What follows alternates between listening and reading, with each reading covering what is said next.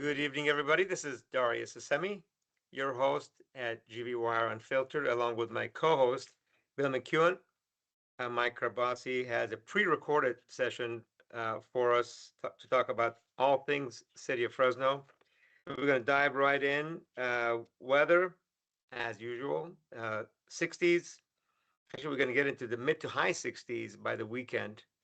It looks like a beautiful weekend. NFL has a break, followed by Super Bowl a week from this coming Sunday. Do you support U.S. military intervention in Iran? 57% said no. When he was elected, President Trump said he would keep our troops home. 43% of you said yes if it's a quick strike to take out the supreme leader. Okay.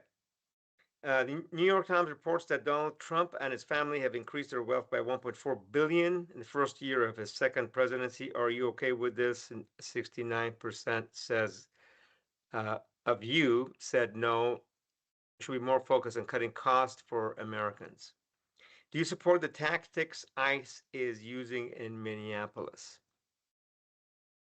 Almost 69%, almost 70% basically of you said no, ICE is criminally killing Americans, followed by yes, we need to rid America of all illegal immigrants, about 25% of the respondents. Okay, then I'm going to now jump quickly into our segment on ICE, and then we're going to wrap up with a few brief videos pre-recorded from the Quincy Institute. Let's put slide 10 up. There's a pre-recorded webinar from Trita Parsi, who manages the Quincy Institute for Public and Responsible Statecraft.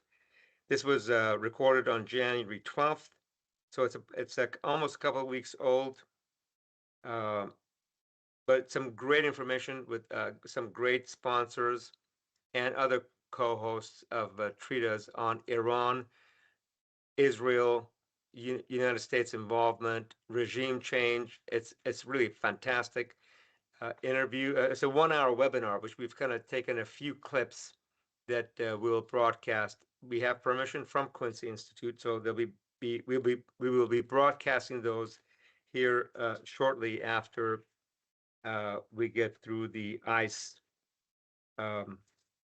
segment. And now with that, let me bring in, first of all, let's make sure Bill is on. He's going to mainly be taking this portion on, and let's start with slide 22, and then we'll go right into 23. So first of all, Bill, Governor Newsom said he was blocked from speaking at Davos, blames the Trump administration. California was just denied at the USA House. Last we checked, California is part of the USA. That's what Governor Newsom said in an ex post referring to the official U.S. venue in Davos. But he didn't he have an interview afterwards with a few folks where he actually got his point out to the media? Yes, Doris, that's correct. Okay. And so we're having. Paul needs to mute his microphone, Can otherwise you we're going to have a his nice mic, echo. please? Okay. So we're good now, Darius. Okay. Well, no, we're not. No, you're not. So there's an echo. Somebody's phone is on. So while we're doing, Bill, let's test that one more time. So I think we're good now. Yeah, we are. There we go. Okay. So go ahead. You know, clearly Governor Newsom is running for president, and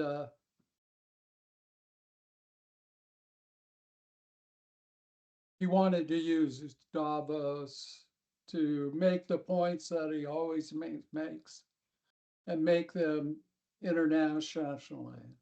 And of course, U.S. interests, those of President Trump,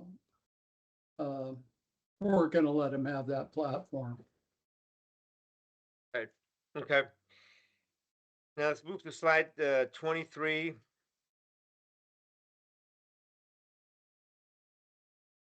I'm sorry, no, you know what? Before we go to 23, let's go do the President City Hall report by Mike Carbasi. Let's play that video, please. Good evening, Darius, and to the panel. This is Mike Carbasi, still council president.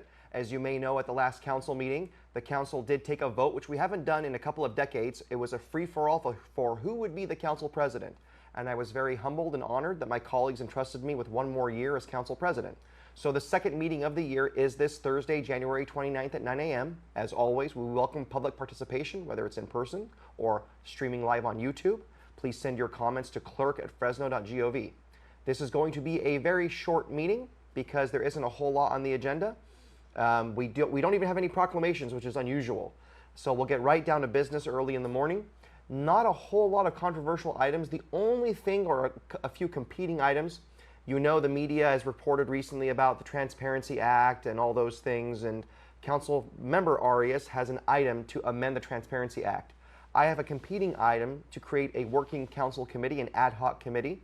It's a policy review committee. So it would review policies like the Transparency Act, the San Joaquin River Bluff Protection Act, and other acts that really, when we pass legislation, should be looked at every few years to make sure it's still compliant with new laws that have come into effect and it still practically works. And my goal is to have a standing committee for the year with myself and Council Member Brandon Vang and potentially one other council member to review these policies and to ensure they are compliant, but they're also pragmatic and help to solve the problems they were meant to avoid. So anyways, that's what's happening at the next council meeting. Not much else. We'll have another council meeting in February as well. So that's our preview just for our unfiltered audience only. We're back to you, Darius. Thank you.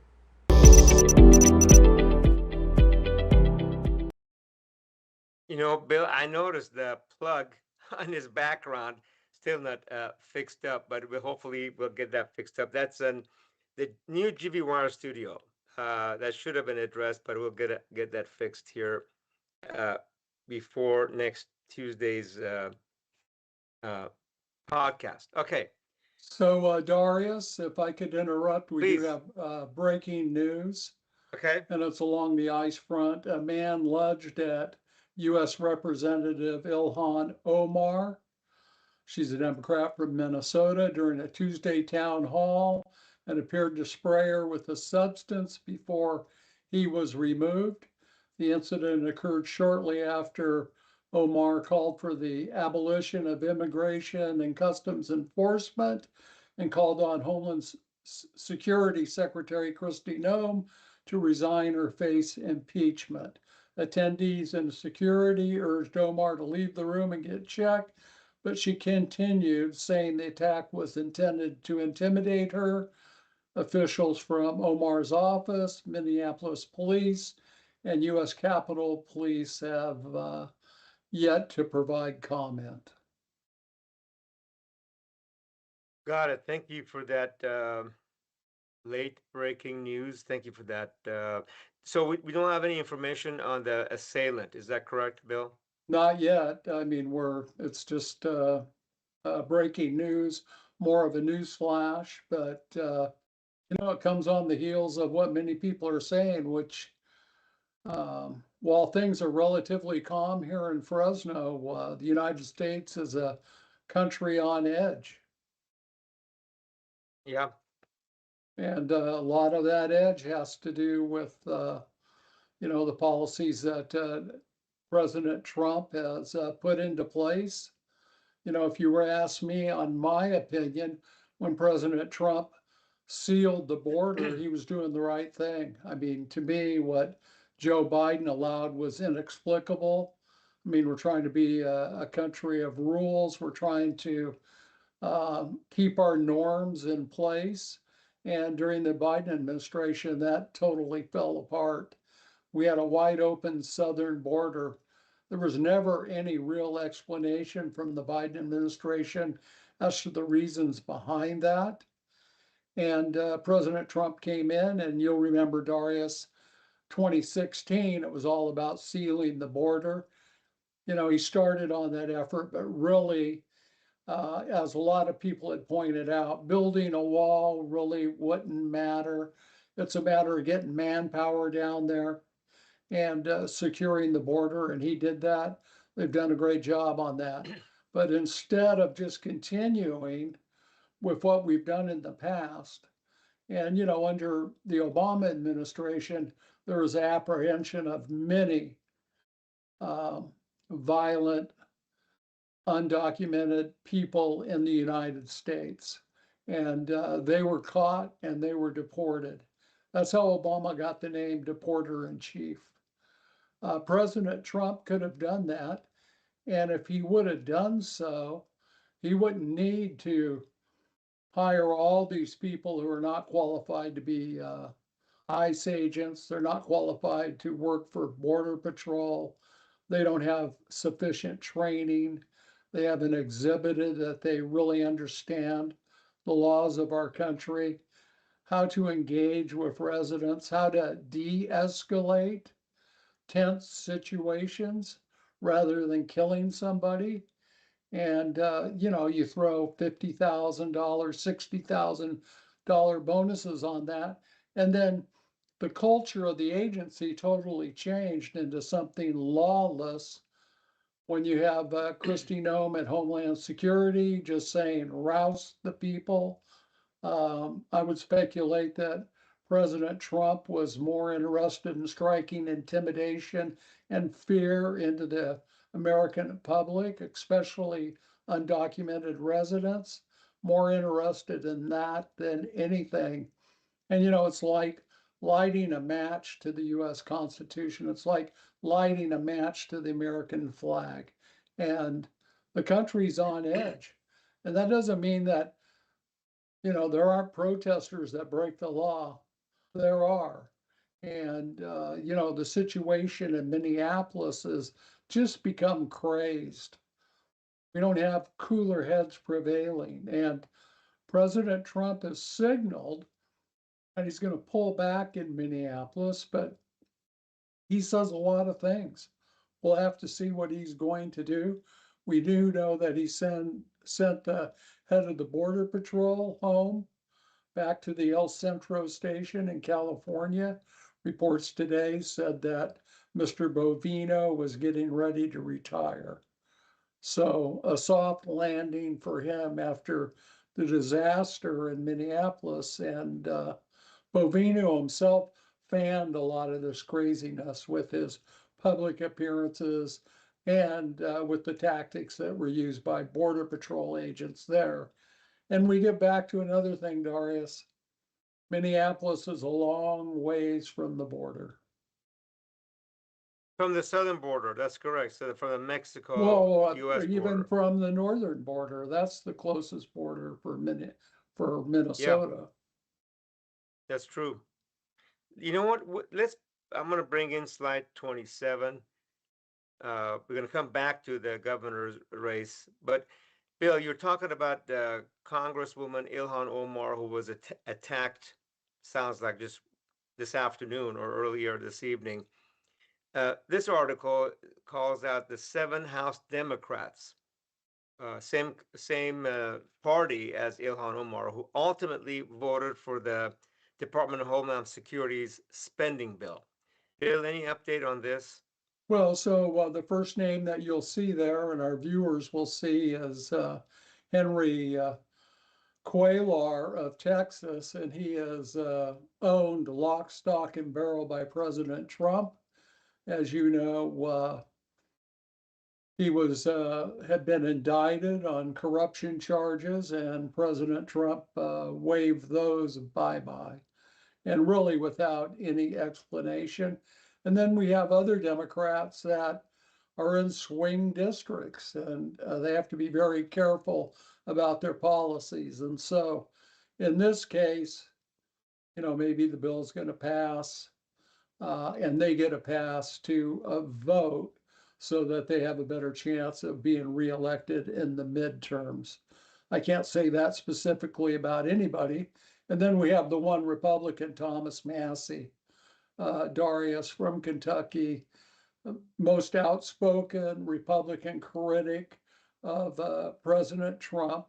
And many of his criticisms are based on, strict belief in right and wrong and strict belief in the Constitution and also the power that Congress is supposed to hold in our system of government, those checks and balances. We have the Supreme Court, we have Congress, we have the president. They're all supposed to keep each other in check. He believes in that. The news I can relay to our viewers was reported by the New York Times, and Thomas Massie cannot even get a campaign consultant to help him. I believe he's tried 30 or so. And the reports he gets back is President Trump has told these campaign consultants, if you work for Thomas Massie, you will never work for a Republican candidate again. So again, President Trump wielding his power in a very authoritarian way. And Thomas Massie from Kentucky is also against funding Israel and their prosecution of the Israel-Gaza war. Is that correct, Bill? Yes, that's correct. And he was, again, one of the few Republicans to speak out on this. And, why is he saying this? Because he's saying, hey, President Trump said it was America first, not Israel first. He objects to the amount of funding that American taxpayers have poured into Israel. We're going to come back to Israel and Iran here shortly, but let's put on a few more. Let me go back to that. So, other slide that we had up. So, Republican quits Minnesota governor race, criticizing ICE surge. Chris Madel yesterday dropped out as a Republican candidate for governor in that state. So Darius, he's simply reading the handwriting on the wall. Tensions there, this immigration surge, the sending of 3,000 federal agents, so unpopular in the state of Minnesota. He knows that his campaign was doomed. So talking about states, let's bring slide 25. And there's an article on GB Wire that talks about online. A post show more undocumented immigrants in red states. So there are some of the stats. And Darius, we ask, is it true? And so the numbers that are in the online post and this post, it is on X, it is on Facebook, it's retweeted millions of times.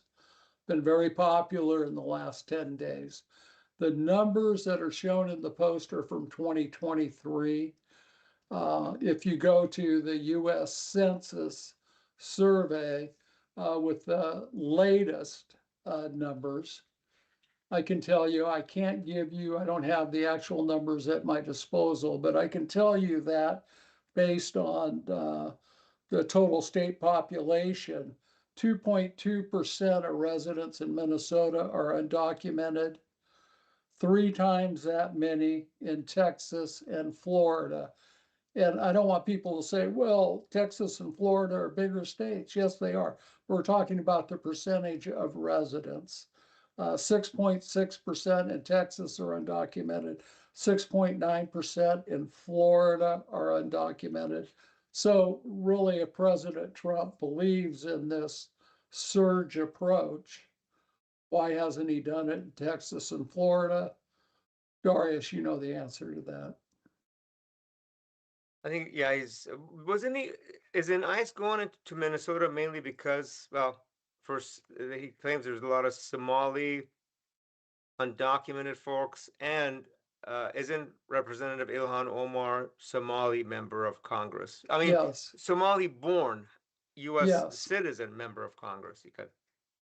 Yeah, and you remember when President Trump told her to go back to Somalia, and she's like, I was born in the United States. Okay, okay. And I didn't realize she was born actually in the United States. Okay. Shutdown looms as ICE shooting spawn a partisan fight over DHS funding in U.S. Congress. We talked about this, the 7 Democrats that switched over cross party lines to vote for that bill. Of course, again, Thomas Massie, as Bill said earlier, from Kentucky, voted against it. So what's happened here in the Senate, and that's where this will be decided, it has passed the House, it's now in the Senate, but a number of Republicans have been outraged by what's happened in Minneapolis with the 2 shooting deaths of the protesters. And they're saying they won't vote for this. So we have a situation in which it might not pass the Senate. You know, Republicans saying that they won't vote for it now. The deadline's Friday. They can have their minds changed. I'm sure President Trump's advisors are talking with the senators and trying to win them over. And I just want our viewers to know this is all about a partial shutdown of the government. There's 7 funding streams. We have funding for education and transportation projects and a whole host of other things. And the Homeland Security budget has been separated. It's in a separate bill. So even if the Republicans were to hold firm on this and not vote for it because of the actions of ICE and the Border Patrol, government's going to go on. It's going to be funded very much. Bill, I think this next slide is it article or that we have, or what do you call them? This was a column by me, and the premise of the column is fairly simple, is that President Trump's had a lot of success as an authoritarian leader, but he totally miscalculated on this ICE surge in Minneapolis. And one of miscalculations, besides the tactics, is the fact that he forgot or overlooked that Americans have 400 million guns. And many members of his own party and Democrats who own guns, get license permits to conceal carry, or live in states where there's open carry, inevitably ICE would run afoul of somebody at these protests. And in this case, that's what happened with Alex Petrie, the VA nurse in Minneapolis. He was a gun enthusiast. He had a very, very good gun, a Sig Sauer, I think it's a P320. Trump administration officials said, look at this gun he had. That's only someone who would want to go and kill people would have that gun. That's an absolute falsehood. That gun is one of the most popular, if not the most popular handgun in America. And then they said, well, he had extra ammo cartridges.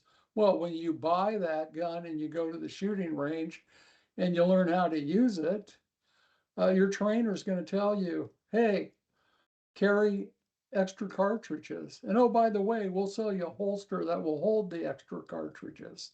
So the remarks by Kristi Noem and Kash Patel were just ridiculous. And they angered many gun rights advocates in America and their big organizations. NRA came out with a statement denouncing Noem and Kash Patel's statements. So did gun owners of America. So now President Trump, he has his MAGA wall. There's been a slight crack because of the economy, you know, his tariffs and everything else that's leading to increased costs for Americans, also causing so much disruption among American farmers. But you had that slight crack. Now it's wide because of what his administration officials have said. And it's really angered Second Amendment groups. You know what? If we have, that's some of the comments. I can't quite read that, but that sounds like some of the comments from the National. Yeah, that was the National Association for Gun Rights, and they pointed to a public rally in Virginia a week ago. There were hundreds there, and look at all the people openly carrying their weapons. And Kash Patel said, if you bring a gun to a protest, well, you can't expect to be safe. And you know, Kash Patel, there's a reason why, you know, he's been dubbed the Keystone Cop. You know, the fact that he's heading the FBI and has absolutely no qualifications to do so, and he's made mistake after mistake. How many times has he said the FBI has arrested someone responsible for a shooting, and it turns out that person wasn't responsible for the shooting? Wow, I think that's incredible. What about Kyle Rittenhouse? So he's huge on social media right now because if you'll remember a while back, he went to a protest. He actually shot 3 people, killed 2 of them. He was later acquitted at trial. But, you know, he went to a protest and he had a AR-15 style rifle slung over his shoulder. A lot of photos taken of him. So as soon as Kash Patel and Kristi Noem said what they did about Alex Petrie, people immediately went back to Kyle Rittenhouse because Kyle Rittenhouse was celebrated by President Trump and he was celebrated by MAGA Nation. Thank you for that background, Bill. And I wanna- yes, that story is yeah. very popular on GV Wire right now.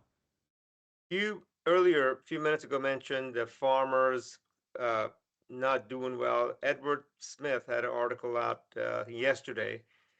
Farmers nationwide unite to say federal help not fast enough to stop industry collapse.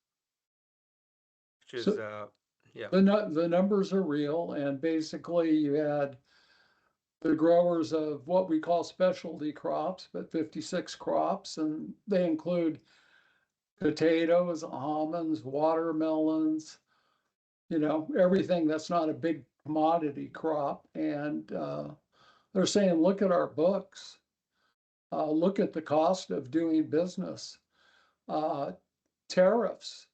We're not exporting as much of the food as we used to. We have more imports coming into the United States, driving down our prices.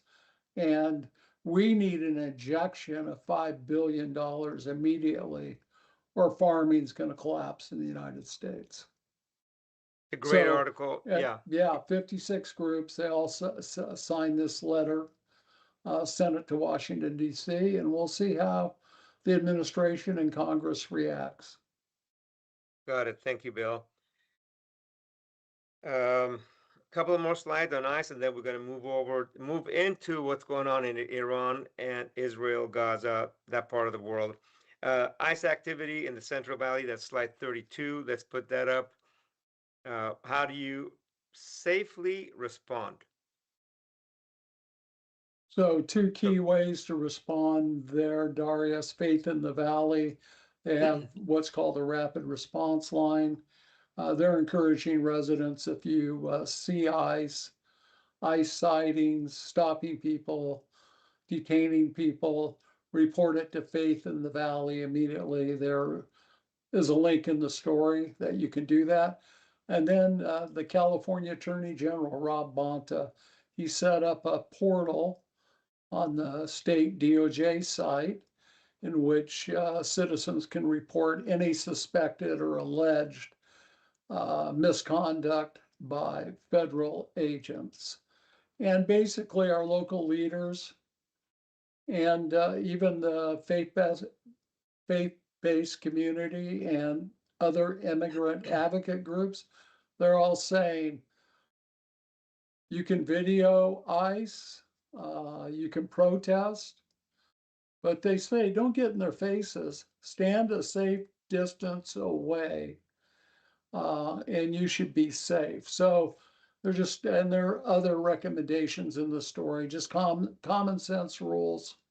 Again, it gets back to what I said earlier. Let's let cooler heads prevail on this. Many of the recommendations echo those that Mayor Jerry Dyer made in his Martin Luther King Jr. Holiday speech. And with that, let's bring that slide 34 up. This was, is this your article, Bill? No, David Taub wrote that article, Okay. and I wrote a column about Mayor Dyer's speech.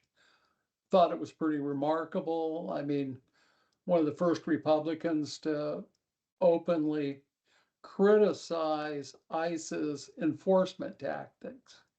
You know, he said that professional law enforcement at the local and state level abandoned those tactics 20 years ago. He also said that what was going down in Minneapolis should shock the conscience of the nation. And so he made those remarks on Martin Luther King Day. He repeated them in a condensed version the next morning at the Hispanic Area Foundation breakfast. And he gave me a tip that, you know, I'm going to the Council of Mayors in Washington, D.C. next week, and I'm going to be saying some of these same things in a public setting there. And then he cracked a joke, which was, I hope Trump doesn't escort me out of town. Very cool. Okay, and the last politician, at least, we're going to cover tonight on ICE and his comments is Supervisor Luis Chavez submitted an opinion piece to GB Wire that was published this morning. For more of that, go to gbwire.com. You can see the full script of, read the full opinion, which is very, covers a lot of different angles by Supervisor Luis Chavez. Okay, I think with that, we're going to, in our second segment, we're going to go to what's going on. Well, what do we think can happen in Iran? I've talked to several folks, some of the members of the audience, colleagues here, friends across Fresno, Clovis, on, hey, what are the options? What should happen to Iran? Should we attack, bomb Iran? How do Iranian people want to get rid of the Ayatollahs, which a lot of them do, maybe overwhelming majority? And what does regime change look like in Iran? Is that going to be another Venezuela thing if we attack Iran just for the oil, make sure we get the oil and the minerals? And is Iran becoming another rogue state like Libya, which is not good for anybody, especially Iranians? Who's an opposition leader to the Ayatollahs that can replace the Ayatollah Khamenei in Iran? And you know, what options do the United States have? What options does Iran have? Of course, China and Russia are close allies of Iran and this regime in Iran. So there's probably an important deal being made someplace. We don't know where, and Israel obviously will have a big say so because Israel, you know, maintains a lot of control over U.S. foreign policy, especially as it relates to that part of the world. So with that, let me bring in our first video. I have a series of videos, different clips we're going to show, and then Bill and I will opine after that, and I'll take questions from the audience. Again, this is pre-recorded over 10 days ago, actually over 2 weeks ago, by Trita Parsi. The first video is just his opening comments, and then we'll go right into the second video, which these are all about 1 to 2 minute brief videos. And then Bill and I will take questions and comment. So let's play video 1. Today, we're going to talk about Iran. The Islamic Republic is confronting the largest and potentially most consequential wave of protests since 2009. Nationwide uprisings have shaken the foundation of the state, igniting speculation that the regime may be approaching a breaking point or even face an internal coup. To answer these questions, we have a fantastic panel with Vali Nasser, Eli Geranmayeh, and Mohammad Ali Shabani. I'm going to introduce them more properly in a second, but let me just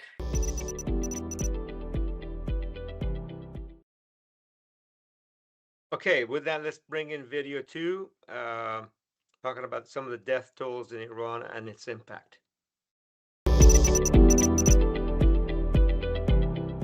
How do you read the manner in which the government reacted to the protesters and the component, perhaps it had no impact at all, of what Trump said in all of this? Sure. I mean, I think one of the striking factors of this kind of bloodshed is that the government is not trying to hide the kind of death toll, at least parts of it. We've seen these shocking images of dozens, if not hundreds, of body bags outside a morgue in southern Tehran, devastating grieving families, and the government has broadcast that, probably for multiple reasons. Number one reason could probably be that he wants to tell its own people that it's ready to go all out if it faces an existential crisis. We had the IRDC putting out statements telling parents, control your children, because many of these kids going out into the streets are Gen Z or younger. I think in the past couple of years, Khamenei particularly has given away his rationality in the face of US military power. And what do I mean by this specifically? It's that, for instance, in 2020, when Soleimani, the commander of the Quds Force, was killed, Iran reacted by bombing an empty US military base in Iraq. When the Trump administration bombed Iranian nuclear facilities in June 2025, Iran reacted by bombing an empty US military base in Qatar. So today, for instance, when Ghalibaf, the parliament speaker, was addressing the crowds, he was saying very explicitly that that time is over. We're going to attack directly. We're going to respond directly to any kind of American strike. I don't know if that's enough to convince Trump that Iran is ready to bite back, because I think Iranian considerations and calculations have changed. They see now that Trump is very much going to be determined in his decision by whether he's going to be sucked into something that may be dragged out. Trump is out after one-off events that can be wrapped up quickly. It's going to get messy. It's going to drag him down, and especially if it's going to be impacting gasoline prices down the line. That's a big factor for him to consider. I think Iran is kind of waking up to that. And in that context, and without being too cynical, I think Iran is broadcasting the images of these body bags to kind of say, we know that you drew the red line, but we don't have any red lines when it comes to defending our existential kind of considerations, when it comes to defending our right to kind of govern Iran.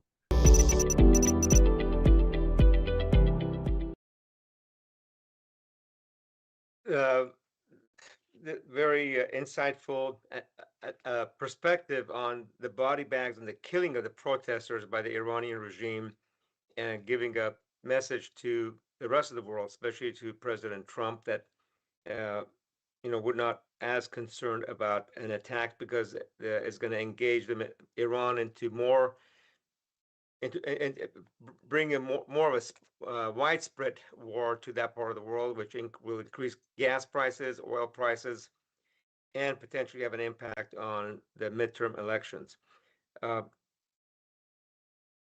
Let's bring in our next video, please. It is also clear that with each round of protests, particularly those that are brutally cracked down on, which has been every major protest round, not only do they actively turn more of the Iranian citizenry against them, but they are also shrinking their own base and losing their own legitimacy based on that social contract offering that the Islamic Republic made to its people in 1979. So it's very hard with opinion polling to understand what level of public opinion still supports this structure of rule, but it is clear that that is diminishing each time there are these kind of repressive crackdowns. Okay, again, Ellie talking about the base of the Islamic Republic and the supreme leader is diminishing, because as more folks inside Iran are seeing how many people are getting killed and how many civilians are getting killed in the protests. Okay, a couple more videos, and then we'll take any questions that are coming on online. Let's play video 4. The move towards regime change tends to be that the system moves towards its factory settings, and this means the empowerment of these hardliners, these tough forces. And I can give you one other example of how this is kind of playing out in the internal power dynamic. Today, there were massive state-sponsored rallies across Iran. it's an attempt by the Islamic Republic to show that it still has a base, and not only that it still has a base, however small, that it can mobilize that base in an organized manner. And the number one person addressing the crowd in Revolution Square in Tehran was not reformist President Pezeshkian. It was in fact the conservative parliament speaker, Ghalibaf, a former IRGC Air Force commander.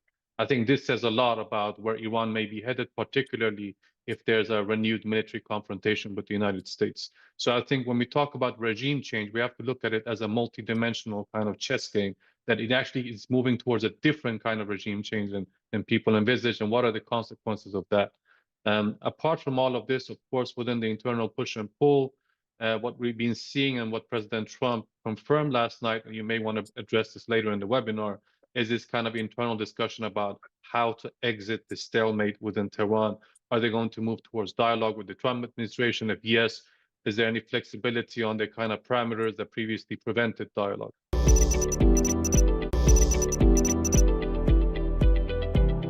You mentioned absence of options, and you're pointing to the fact that years of sanctions, threats of war, etc., have really decimated this middle class, the internal NGO opposition, etc. But one other option that has emerged, at least in the conversations in Washington, and it's to a large extent because of what Trump did in Venezuela, which first he was going for threatening some sort of a capitulation by the Venezuelans, but then ended up using the option of military force, but in a way of just getting rid of him while handing the country essentially over to his number two. This has then fueled speculation that perhaps there is another option, which is that there would be an internal coup, whether the IRGC would get rid of the Khamenei or something of that kind. I'm not sure whether that is realistic or not, but Vali, in your view, is this wishful thinking? Is this trying to impose a Venezuela blueprint on Iran, even though it doesn't fit? Or is there actually a likelihood that in face with all of these different threats and no visible exit, that something like this actually could happen, in which the very entity that was supposed to defend to the end the supreme leader actually may be the ones that would oust him? The idea of a defection from within the regime or regime change, in a sense of regime transforming itself, has been on the table for a while, and I think it's the talk of it got accelerated after the June war, largely because I think everybody in the political class in Iran knows that the regime as is at a dead end. It cannot get out of its economic situation. It's mismanaging the country. The country has water shortages, electricity shortages. It has an unhappy population. In security terms, the country now is completely isolated. Iran really does not have any options under its current circumstance to address these things. I think it's pretty important to think about this, that IRGC is not loyal to Khamenei. IRGC is loyal to Iran. This is an organization that was born out of fighting tooth and nail to save Iran's territory from Iraq. We view them outside, or a lot of Iranians view them as ideological regime hacks, right? But that's not the way they see themselves. They see themselves as defenders of Iran.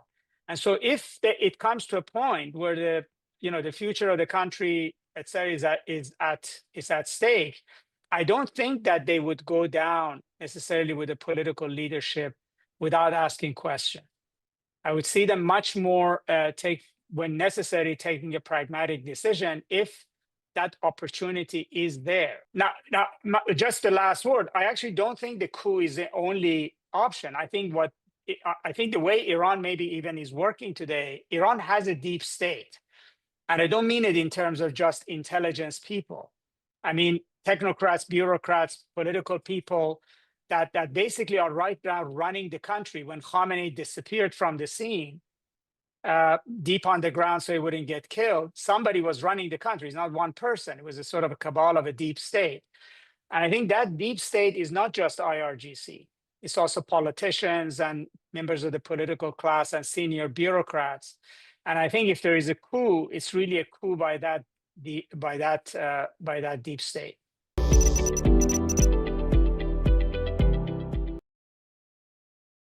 The last segment was by Vali Nasr, Johns Hopkins professor, who's frequent guest on a lot of the morning shows on Sunday morning shows in our country. A lot of options discussed, but these folks, again, this is 2 weeks old, and a lot has happened, and a lot continues to happen daily on that most of us are not aware of. But it looks like, that one of the options that could happen is the Ayatollah and his team or his cabal, the Council of Guardians, are replaced by some of these folks that can run the country. IRGC, a U.S. labeled terrorist organization, but we heard from Vali that says it's popular again amongst some folks in Iran. Some folks despise the IRGC, from what I have heard, because they get involved in business, taxing different businesses, and they have access to a lot of wealth from all the business activity that they're involved in inside Iran. Bill, you had a comment? Yes, Daria. So I'm not an expert on Iran, but I've studied history. I've studied history in that region of the world. And when you have a situation as unstable as the one in Iran, we've seen it in other Middle East countries. It's the military that rises to the top and ends up running the country. So people can talk about deep state and this and that, and someone who's related to the old Shah or the grandson of the Ayatollah and all that. But when you have a destabilized situation, the military has the weapons, military has the professional fighting force, has the expertise. They typically take over running the country. My second observation is that Iran is 100 times more complicated than Venezuela, poses a much bigger threat to the United States, also has a lot more value because its oil is real, not a figment of Donald Trump's imagination. So you have world economy at stake with what happens there. And then finally, President Trump recognizes that Iran is a lot more complicated, much more difficult situation than Venezuela.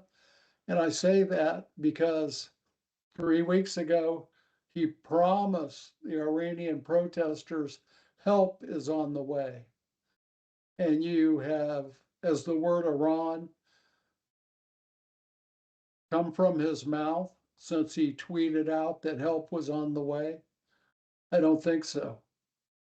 Out of sight, out of mind, he's got bigger things. Yes, he has advisors working on it, but even in the Trump administration, they must be smart enough to say, this is a whole different tiger than Venezuela. Good perspective, Bill. Cam Malloy has a question.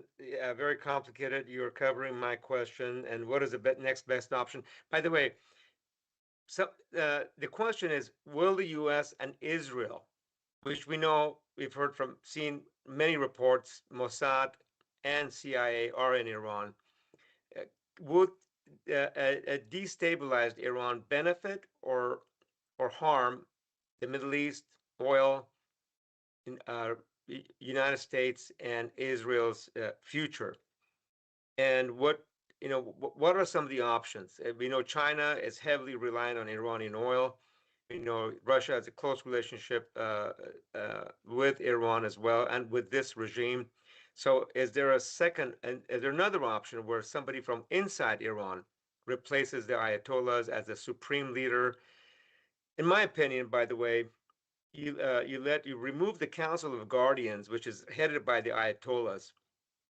Then anybody can run for office without their approval, and any legislation can be introduced without their approval. And you let Iranians actually determine their future without massive military involvement from any outside force or really internal force. Hate to see a military state, Iran, turn into a military state where people are suffocated by their own military, as to some extent they are now. And I would have gun rights for Iranians. I think that the Second Amendment rights in our country, or gun rights, so folks can actually carry weapons. It has carry at least a handgun or a rifle. It's such an important part of any democracy. So governments, police state, don't become a police state and don't use the military against their own people, because people will be armed and will speak against tyrannical governments and against folks that are violating human rights.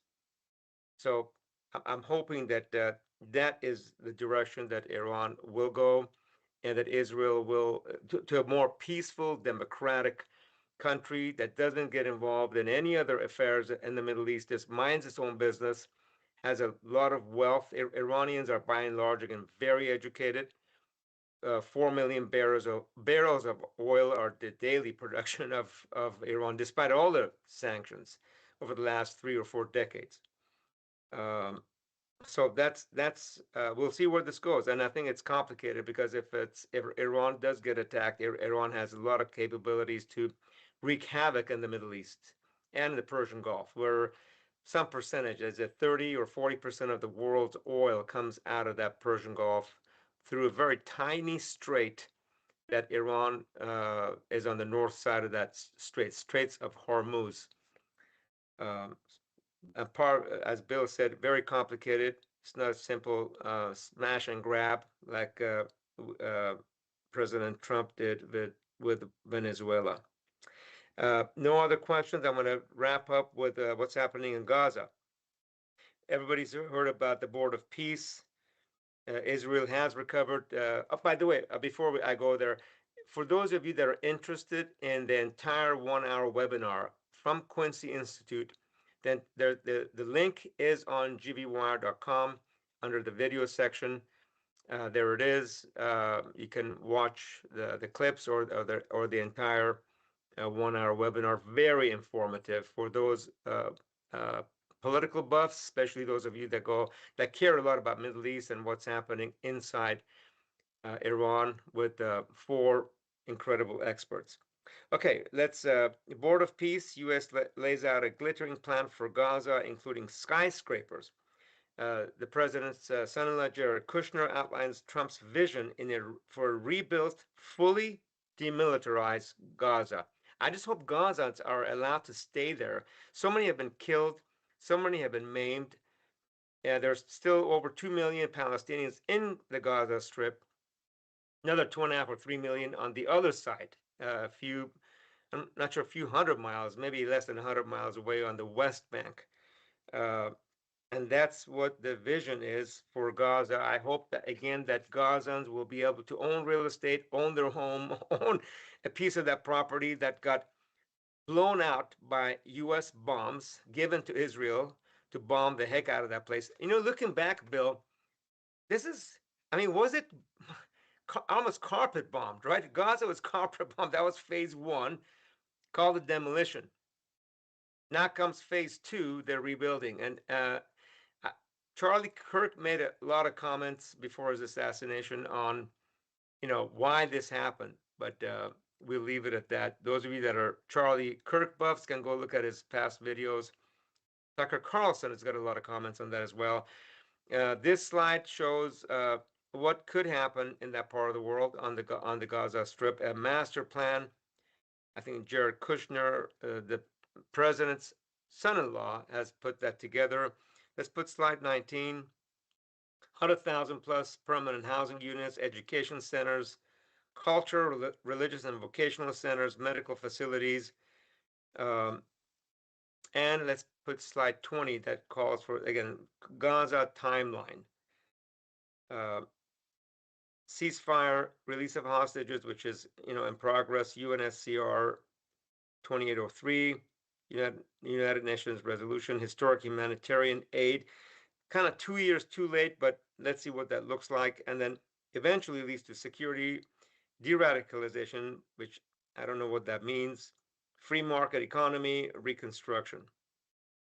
Again, I just hope that the 2.5 million or 2.2 million Palestinians that Semites, by the way, live on that, used to live on that property under occupation, under very difficult conditions, that they get a piece of that investment. It's just not just for mega ultra rich people or some folks that will own the property and the Palestinians will just be worker bees.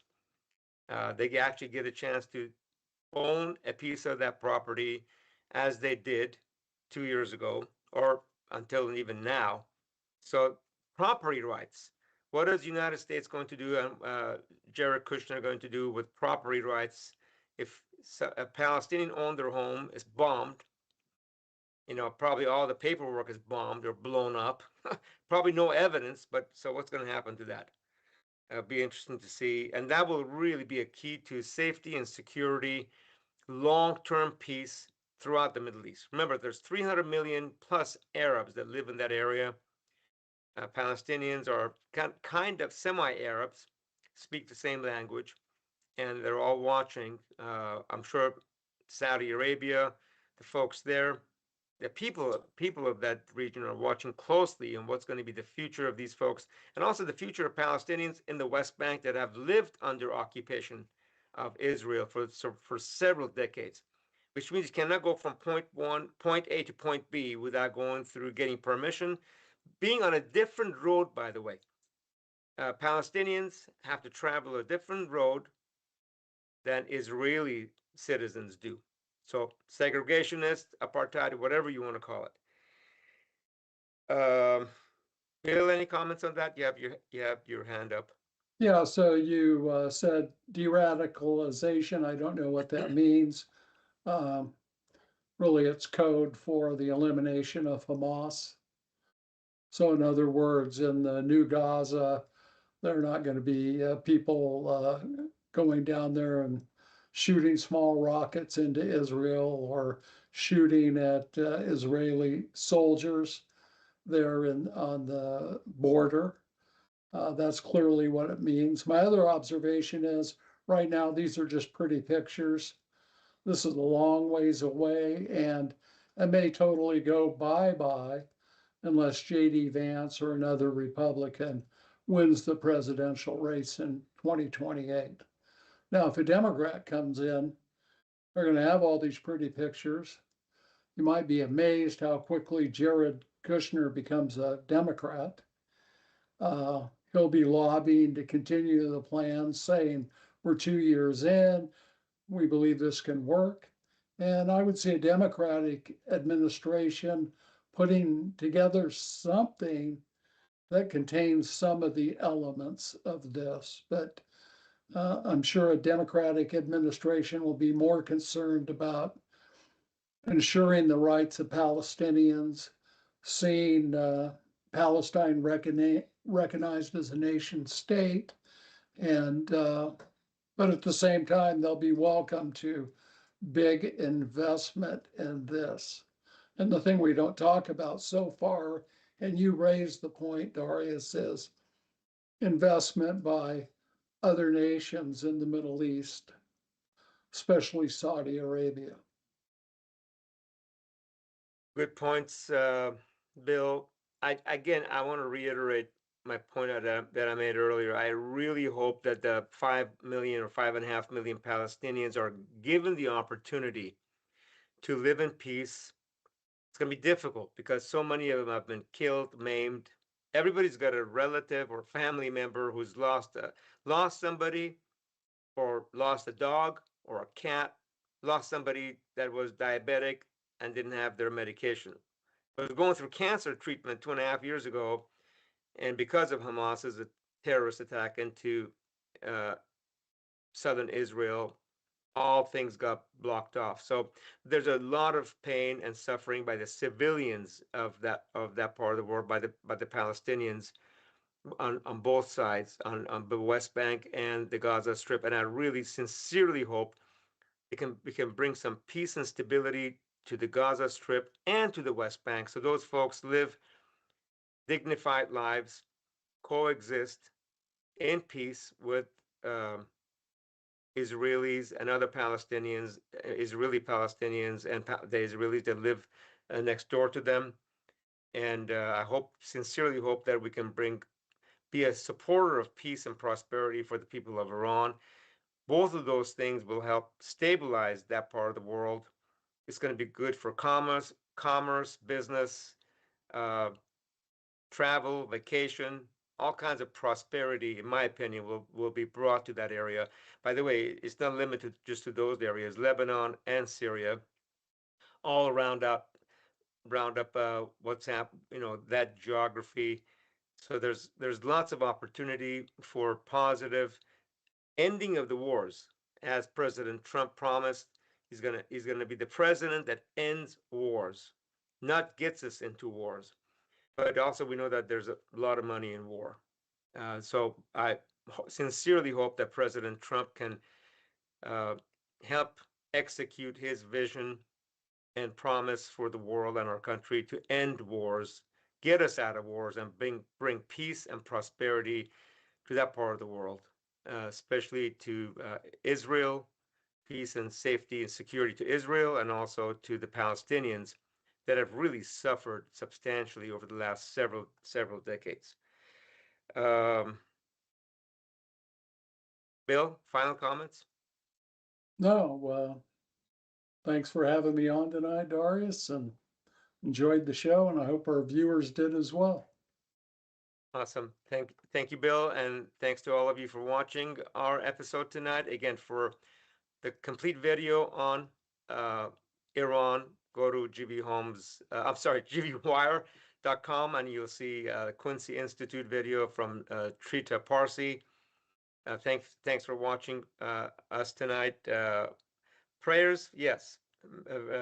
Virgo Natalie, prayers for them all. Prayers for peace for that part of the world, and wisdom for our elected officials in our country to navigate the challenging politics of the Middle East and all the forces that are in play in that part of the world and in Washington to bring peace and prosperity for those folks, which will transcend and get into peace and prosperity for the region and our country, and keep our citizens and residents of these United States safe and prosperous.